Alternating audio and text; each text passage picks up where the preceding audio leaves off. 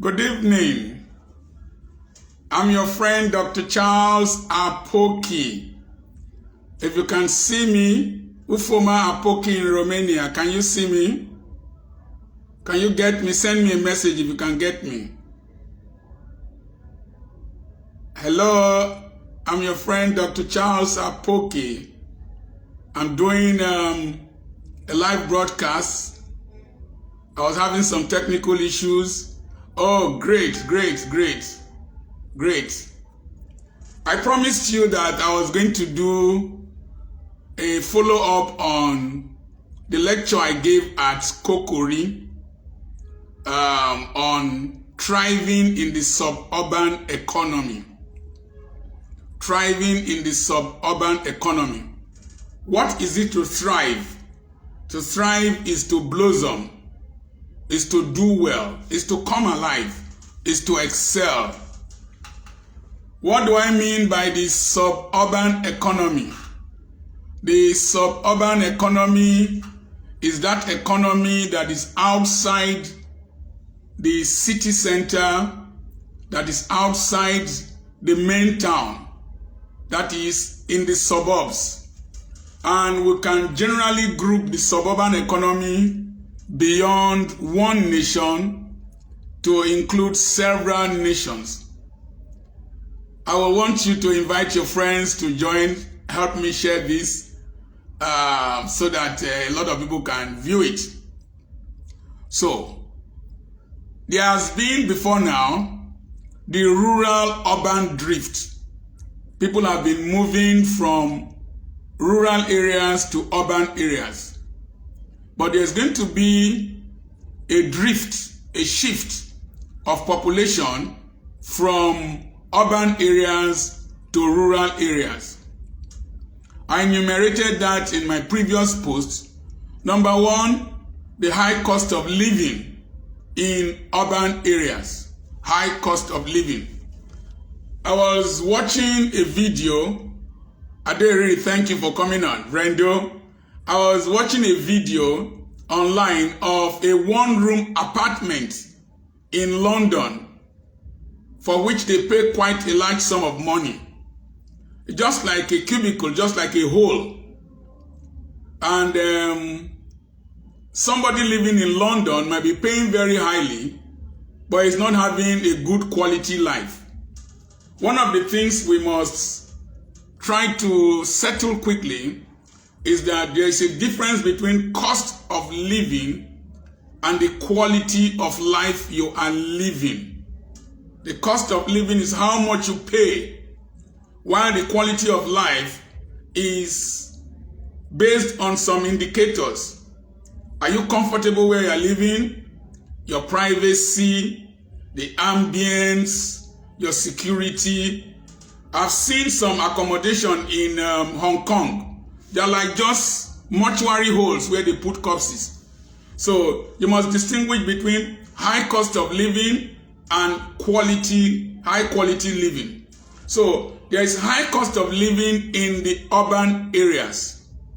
And progressively, people's disposable income are reducing drastically with the high cost of inflation, the high rate of inflation. So you find out that people living in the urban areas are paying so much for accommodation, paying so much for school fees, paying so much for transportation, and they are not having so much to have as reserve or savings. The recent research that showed that 96.4% of Nigerians have less than 500,000 naira in their bank accounts. That is only 6% of Nigerians, or 4% of Nigerians, have more than 500,000 naira in their bank accounts. And the large population of Nigerians live in urban areas.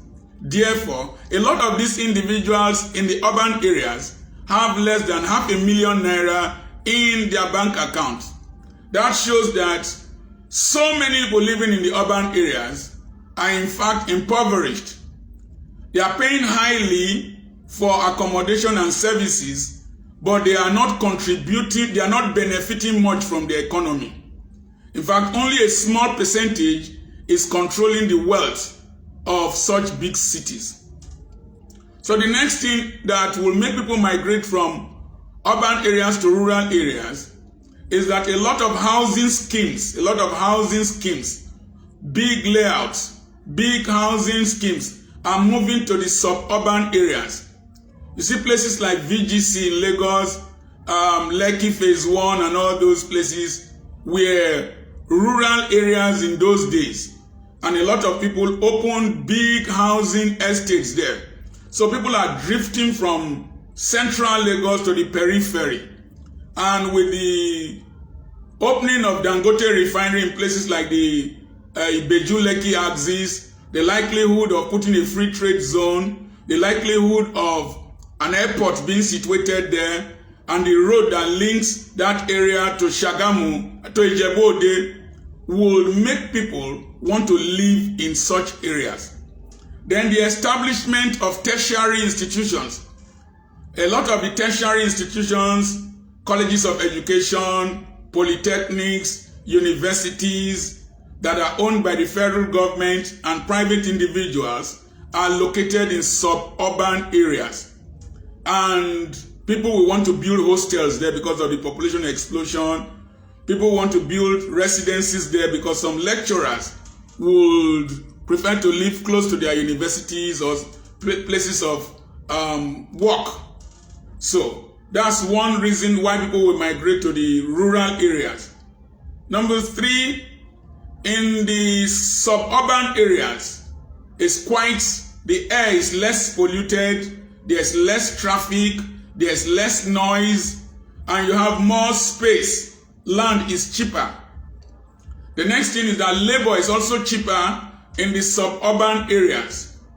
So a lot of people will prefer to move to the suburban areas where they can have cheap labor to run businesses like poultries, piggery, and whatever.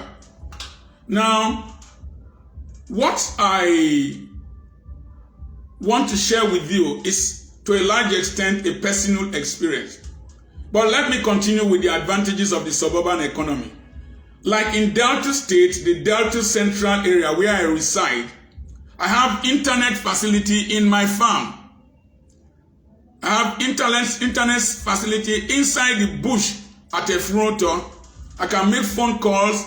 In fact, a lot of the posts that I make are made from Efronto in the bush. So we have internet facility, and then electricity has been extended to several communities in the suburban areas. Even though electricity is not constant, but at least we have electricity in several of the suburban communities. Like where I have Petra Institute, electricity bills are very, very low. So low tariff, electricity tariff in the suburban areas. So people will prefer to live in such areas. Like in Delta Central, a lot of the suburban communities are just a maximum of 1 hour to big economic centers. Let me take Kokori, for example, where I did the lecture for a cooperative society. Kokori is about 30 minutes to Abraka, where there is a university. Kokori is about 30 minutes to Ogeli, another major town. Kokori is about 1 hour to Warri. I think Kokori should be not more than 1.5 hours to Sapele. So we have these big economic centers that are just 1 hour away from several suburban communities. And in Delta Central, for example, we have relatively good roads compared to some other parts of the country. So when you have good roads and you are just 1 hour, 1.5 hours away from city centers, instead of staying in the traffic, like sometimes you can stay in traffic in Lagos for 3 hours. It is better to stay in a place where in a few hours you are able to do a lot. Like in Ughelli where I reside, I hardly have traffic holding me up. So what I do, I'm able to achieve more within a space of time. So my daily performance indicators are higher than if I was living in an urban area. Then one other thing is that in most suburban areas today, you have rural banking facilities through the POS, point of sale services. People can do transfers through their phones because of the internet connectivity. They can also make payments through and withdraw money through the POS services. So, let me look at how you can thrive in a suburban economy. Number one, have a positive attitude to the suburban space where you are residing. I do most of my businesses in the suburban area. I have a school in Okwokoko. Okwokoko is close to Efrun, and it was a suburban area when I bought most of the properties there. Ughelli used to have telephone or internet facilities. I used to go to Warri to do internet and to phone. But today, internet facilities are here. So, have a positive mindset. When I came to Ughelli 22 years back, people were saying that there was no money in Ughelli, so they were migrating to Lagos, migrating to Port Harcourt, migrating to Abuja, and they were asking me, what was I doing with my anointing in Ughelli? But I looked carefully. There's a saying in Aba, if you bend down, you go see Aba. So I bent down. I noticed that vehicles were going to Onitsha every morning to go and buy goods from Onitsha. And they would be crossing front of my residence. And I never saw vehicles carrying goods back to Onitsha because they did not sell them. That means people were consuming those goods in Ughelli. I also noticed that there were people who had flourished in Ughelli here. Pastors who had flourished, the Heroes of Faith pastor, Bishop Kingsley Enakiriri, was doing well. I noticed that Mrs. Ovibi, who owns was selling frozen fish, Chief Ogbal of Blessed Memory was selling fish, and several people were doing businesses that were flourishing in Ughelli. And I told myself, if they could flourish in Ughelli, that means there was money, and I could also flourish. So the first thing is that have a very positive attitude. It is not where you are that matters. It is not what you are doing that matters. It is the mindset with which you are doing it. Number 3, I also found out that even if I was living in a beautiful city or living in a big city, I needed to own a portion of the earth for myself. It was easier for me to own a portion of this earth in Ughelli than to own it at Lagos or Warri. So with a little amount of money, I could buy large spaces. So where I'm doing this broadcast from is my residence. I'm living on half an acre. That's 4 plots of 50 feet by 100 feet, half an acre. I'm doing this broadcast from an 8-bedroom house with 10 toilets with a boys' quarter. I could not have afforded this land space at Aba or at Warri. It was easier for me to afford it here in Ughelli. I have my school on more than 1 acre. I was able to buy that at an affordable price as at that time. So the earlier you start to colonize or own a portion of a suburban economy, the better for you. Where I have my school at Okwokoko, I bought it then for 350,000. I've sold land from there to train my children overseas.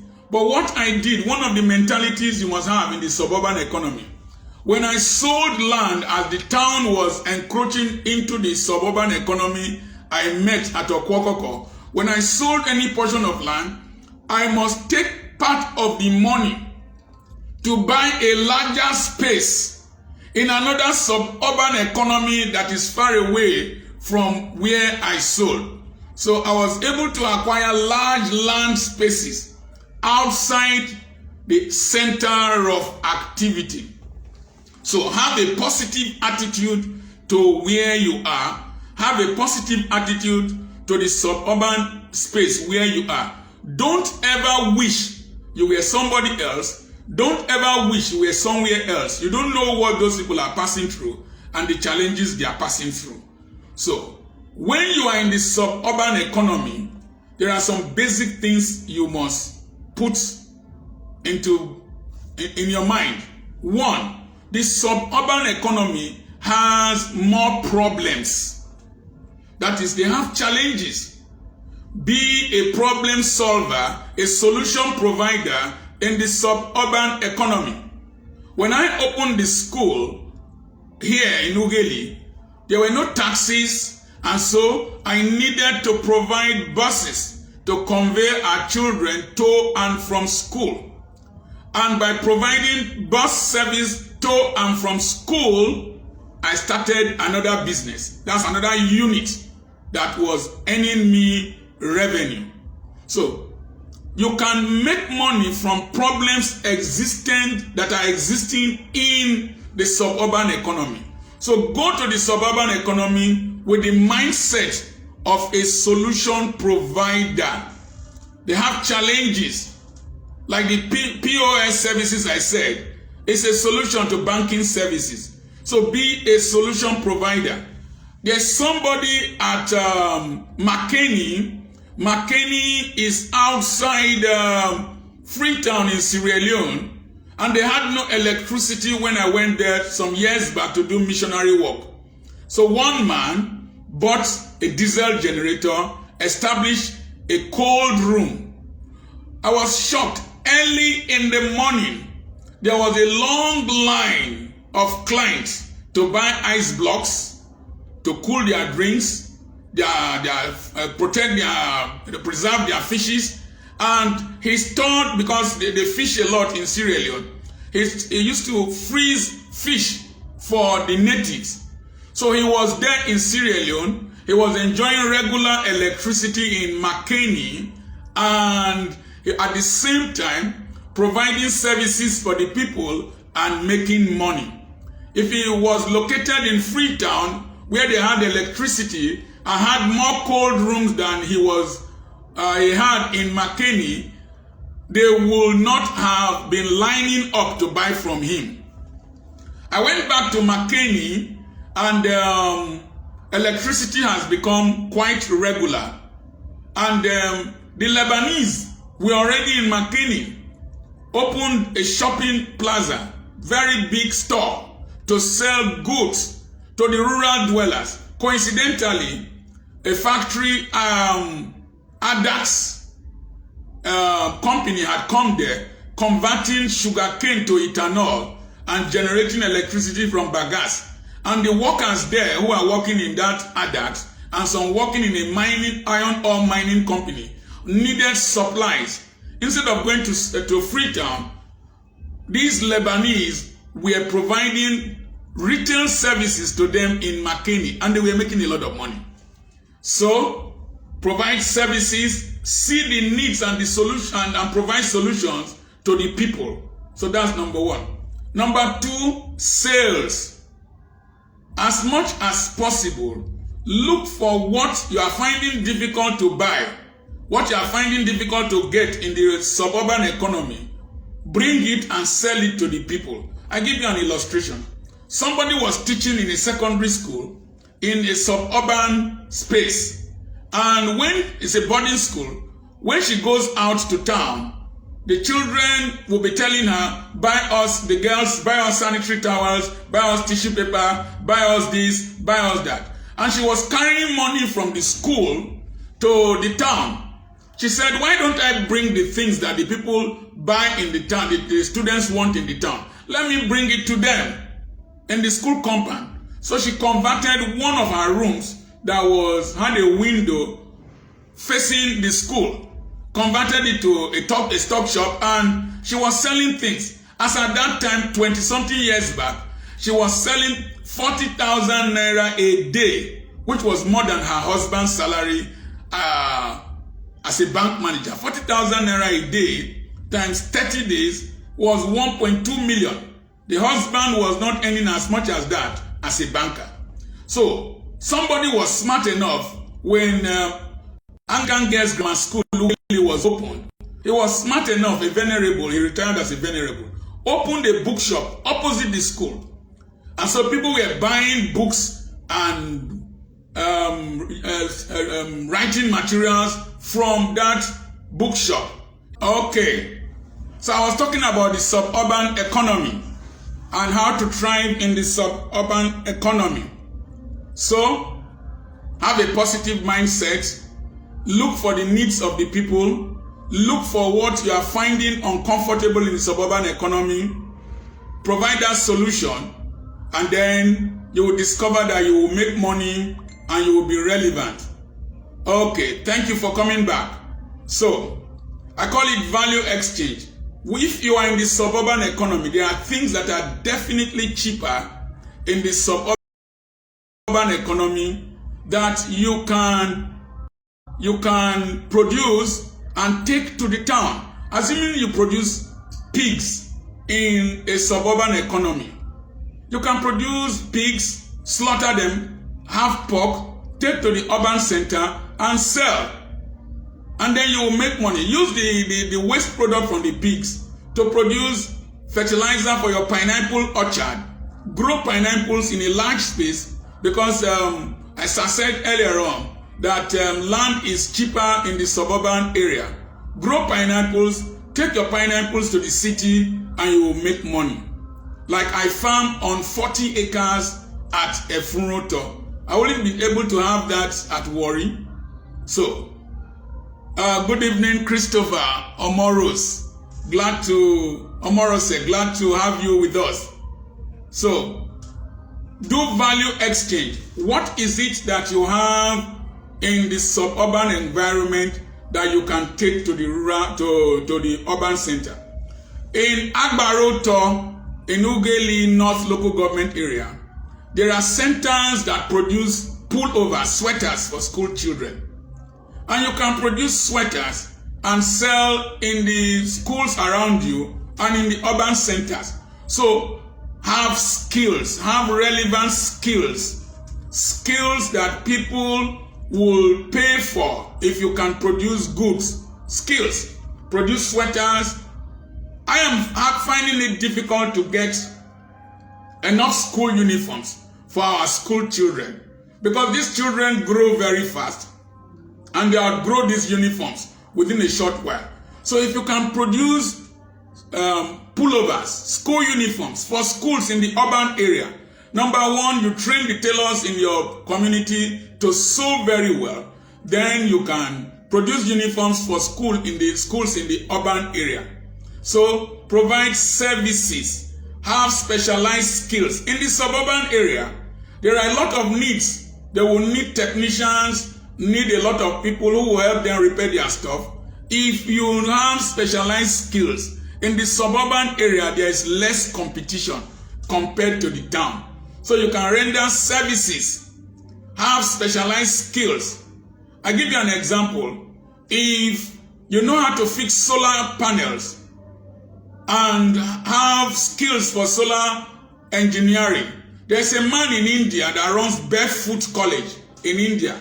He is training grandmothers from third world nations to repair and to install and repair solar panels. And when these grandmothers go back to their rural communities that do not have electricity, they are in high demand. So have specialized skills. Then, even if you are teaching in a secondary school, I told them in Kokori, if you have specialized knowledge, I give you an example. A lot of the children in the suburban areas will need to know mathematics, physics, chemistry, biology, English language, further maths, to read courses like medicine, engineering, if you add geography, geology.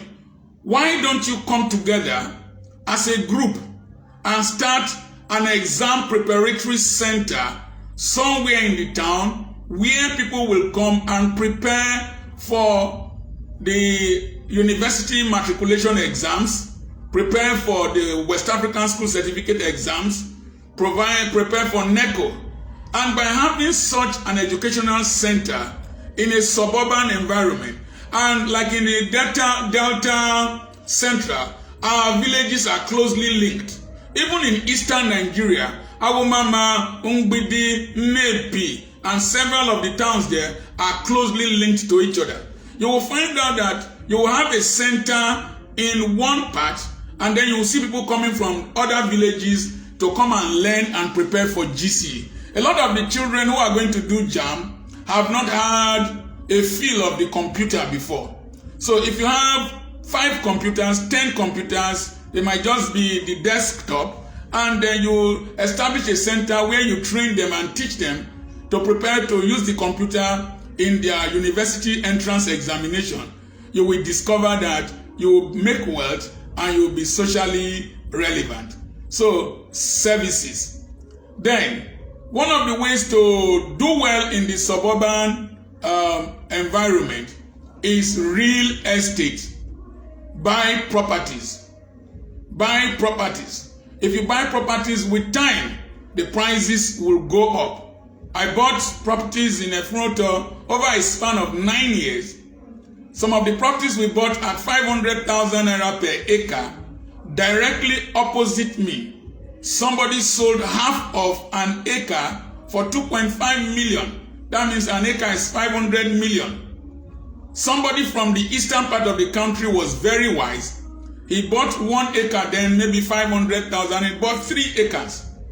He sold to somebody, a native around this area, for 1.8 million. That is 5.4 million for what he bought for 1.5 million. Somebody else has bought that same property for 7.2 million, the 3 acres. The first man who bought for 5.4 million did not even collect the papers from me. The papers are still with me. So he invested that money, and within a space of a year, he's selling it for 7.2 million. I bought property for somebody, 21 acres for about 25 million.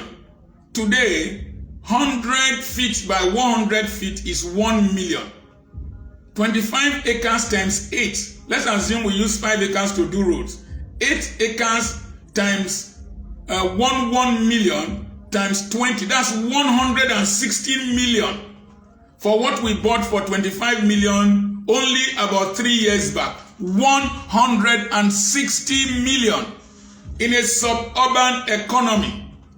I was informed recently that somebody had 6 acres for sale. 6 acres for sale at 33 million. 66 million. That's 36 million.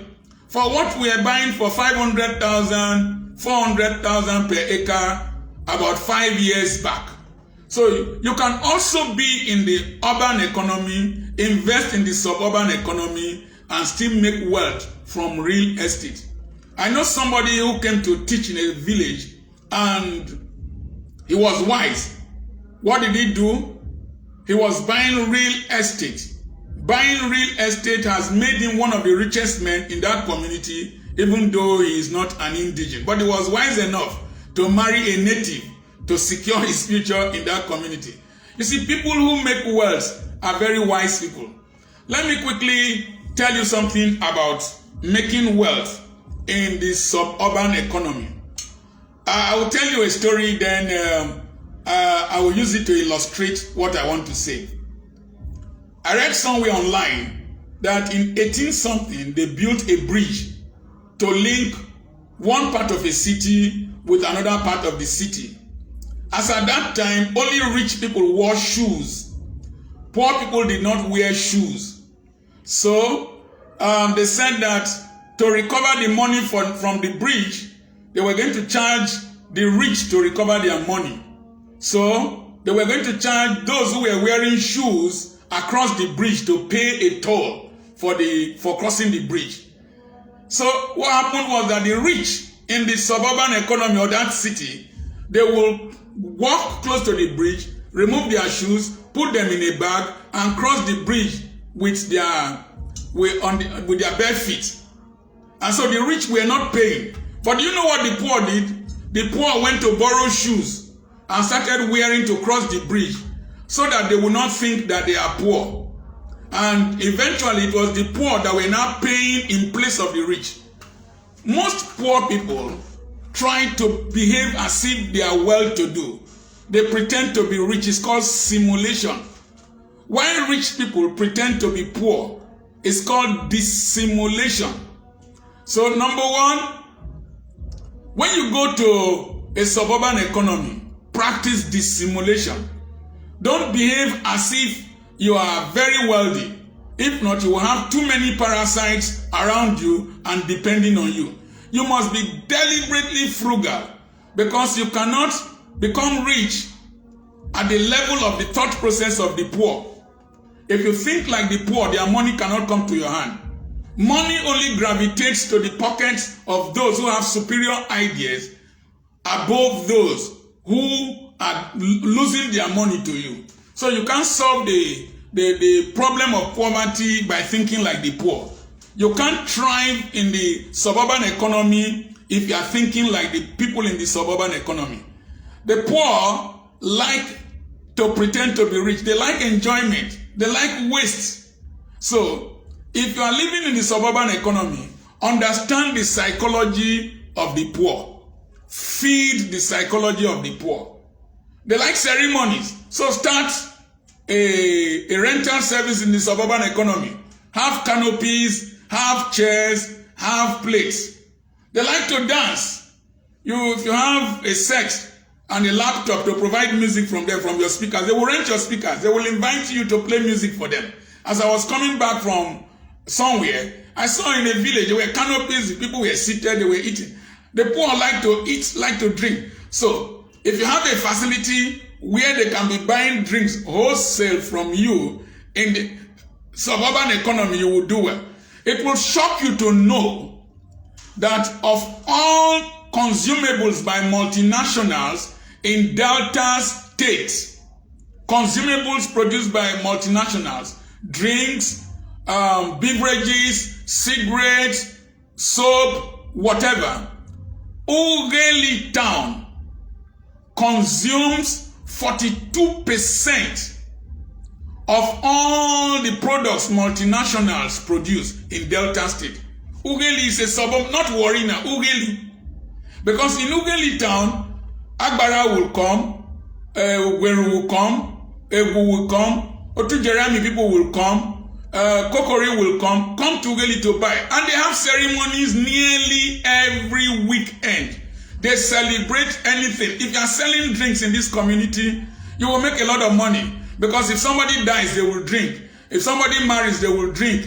If somebody graduates, they will drink. If somebody has an accident and survives, they will drink. Somebody has a naming ceremony, they will drink. This Valentine's Day, come to Ughelli, nearly all the spots are filled to the brim with people. Filled to the brim with people.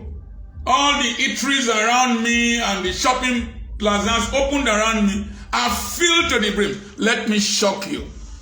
At one time, Ughelli North local government area was the highest consumer of beer in Nigeria. You will think it's Lagos. Ikeja local government is not as big as Ughelli local government. What are the local government areas in Lagos? Some of those local government areas, and Limosho and all that, they are not as big as Ughelli.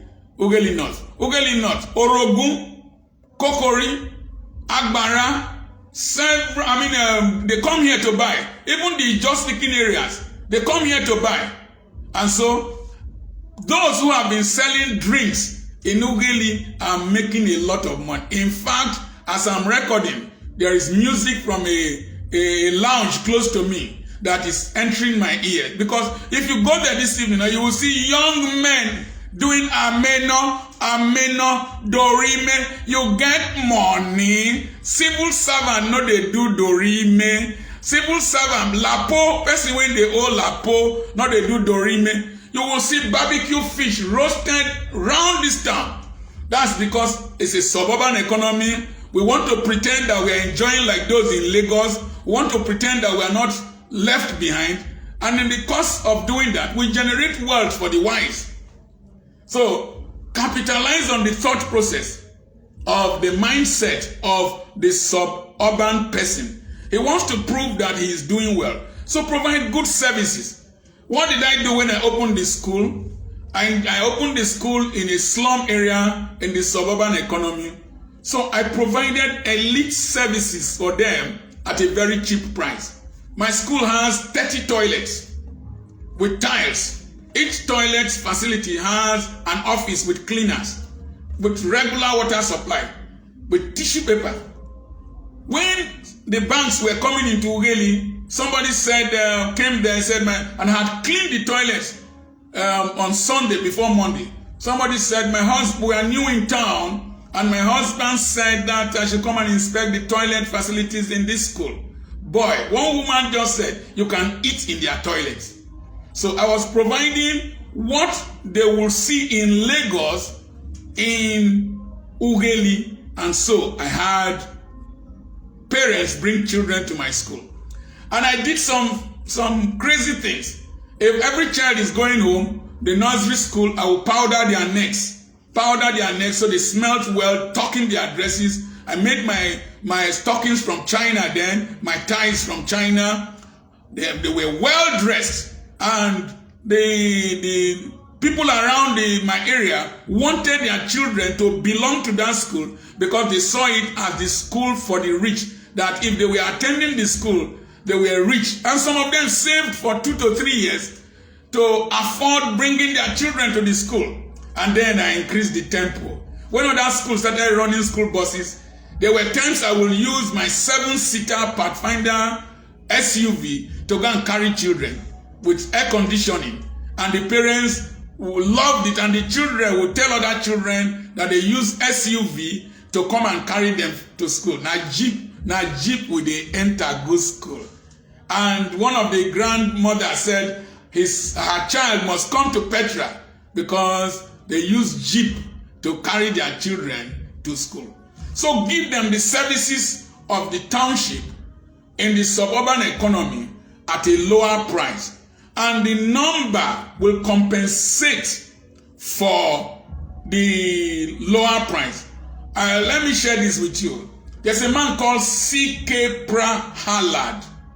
C.K. Prahalad was a professor in Michigan University. He propounded the base of the pyramid theory.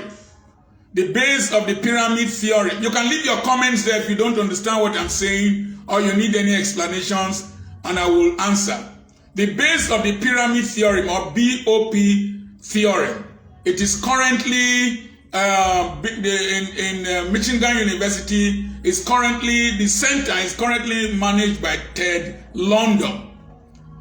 The base of the pyramid theory states that if you can provide anything for the base of the pyramid of the global population who earn less than $2.5 daily, that you will be attending to 4.5 billion human beings when the population of the world was 7.5 billion human beings. And so, if those in the rural area, suburban economy have low income capacity, they will fall in the 4.5 billion human beings category. And so if you can provide services for them, you will generate wealth and you'll be socially relevant. So I did a research when I went to do masters at the age of 56 at the Delta State University, Abraka. I did a research on sustainability of small and medium enterprises with special reference to park production or Akamu production in Okoro Dafe Street, Ughelli. And I found out that park production has been on there since 1954. I was born in 1959. So that factory is older than I am. And it has been there. And 95% of small and medium enterprises fail within the first 5 years. How and why has this survived? It is meeting the needs of the poor at the base of the pyramid. And why did it survive?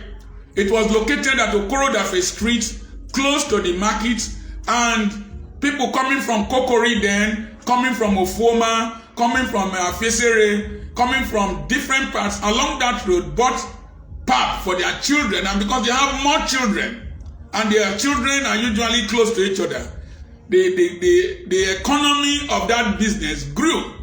and it was close to the market.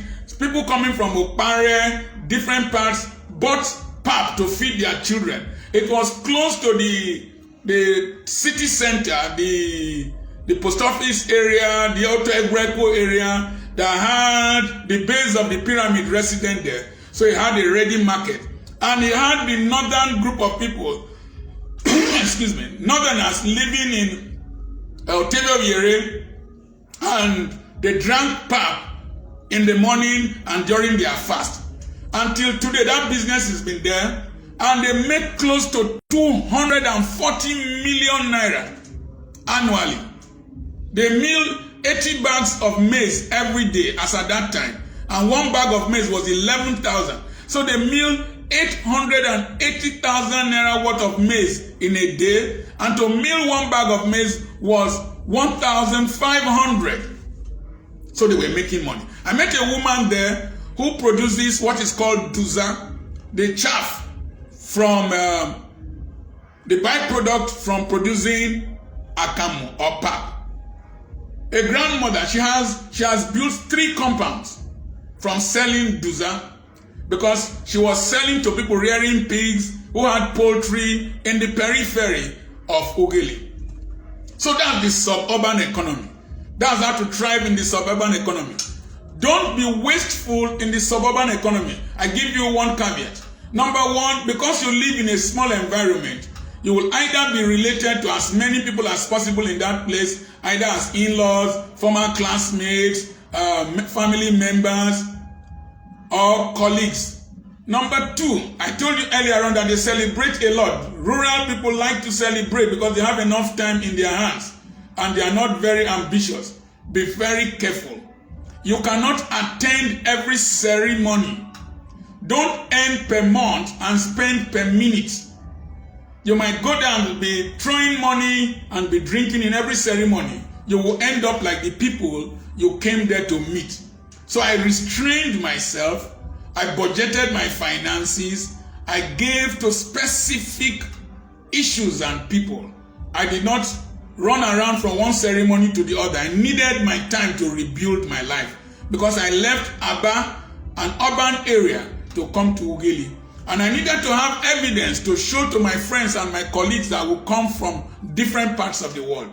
Recently, my class of 1972 at Government College Ughelli came. The video is online, and they were shocked at what one has been able to achieve in this suburban economy. Now, the next thing with the advent of internet, in 1998, I was speaking in St. Paul's Anglican Church, Omungasi, behind Star Paper Mill. Then Dr. Utegbulam was the vicar of that church. And I told them that I will be in my office in Ughelli and be broadcasting to the world. And then when I came here, there was no internet facility, there was no telephone. But what I predicted has come to pass. I'm broadcasting to you in different cities of the world right now. Yesterday, I did a broadcast of an interview I had with somebody from the United Kingdom right on my dining table, and it's all over the world. I do videos in my compound, in my farm, in this suburban economy, and I'm reaching the world. In the suburban economy, because of internet connectivity, an Android phone with internet connectivity is one of the most powerful weapons you can have to do well. If you produce anything in the suburban economy with your internet and your phone, you can broadcast advertise whatever you are producing and get clients from all over the world. I've been selling real estate at Efunroto.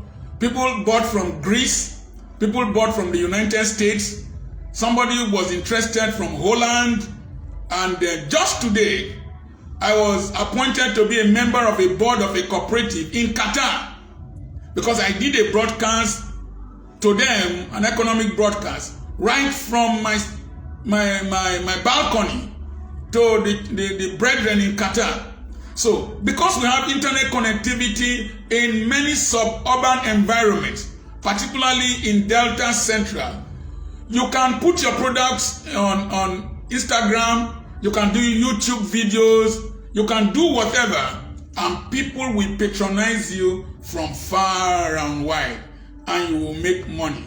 The world is now a global street, not a global village, a global street. If you shout in the beginning of my street here, you will hear the ending. So you can do whatever you need to do in the suburban environment with an international mindset, international quality, and then the world will come for you, and then you will eat the wealth of the nations. Eating the wealth of the nations is not by screaming amen or I receive. It is producing content, producing materials of global quality, and then the world will pay you. So you can earn foreign currency here in a suburban economy. You can earn money from any part of the world. I was with my chickens in this same room when it rained and where they were was flooded. I took them upstairs here. They were in this same room, and I was doing a Zoom meeting with Urobo Progress Union, Canada, United States, South America, and the peripheral islands around the United States and South America. In this same room, I was reaching the world. I did a simple video with Brazilian weave-on, and it went viral. I did a video in an Anglican church. One very intelligent young man dramatized it, and it had a lot of views. So you can be in any part of the world and make impact. But you have to have the mindset. I resolved when I was coming to Ughelli that because I went to schools where you can't afford to be poor. I went to Government College Ughelli. I went to Federal Government College Warri. I went to the University of Ibadan to study medicine. You can't afford to fail. You don't use your location as an excuse for your failure. Because in every location there is an allocation. Every country in the world has a millionaire. Every country in the world has a millionaire. Every country in the world has a millionaire. If there is a millionaire in Lesotho, from Botswana, Chad, and whatever, there must be an allocation in every location, but you need insight. You need insight to get the allocation in that location. And God helped me. I was able to see what is here and maximize what was on ground. Ado Eriri, you will remember that the first day you met me, I was planting plantain suckers. Do you know there was a time I sold plantain suckers of 2.5 million from my farm and some other places I got plantain suckers from. I sell plantain suckers. I can't do that in a township. So it's your mindset. And I'm so glad I was able to reach you. Now, you can mutate your money. You can mutate your money. Mutate your money. What I do is that because I've developed my mind, even though I left Aba to the suburban economy, I did not turn my mind to a local mind. I did not Ughelianize my mind or Urobanize my mind. I still saw myself as a global citizen and had a strong, passionate, intentional approach to reaching the world from where I am residing. And so that purposeful, intentional approach enabled me to produce content here. Number one, the suburban environment enabled me to have time to meditate. When I wrote the book, Money is an Idiot, I didn't know the title to give to it. It was when I was, coincidental, I think that was the period Ado Eriri came. When I was meditating on the title to give to the book, just around under my coconut tree, I heard Money is an Idiot. And I titled the book, Money is an Idiot. And then what I do is that I have content in this my local environment, and I market it to the world. I sell knowledge to the world. I sell knowledge to the world.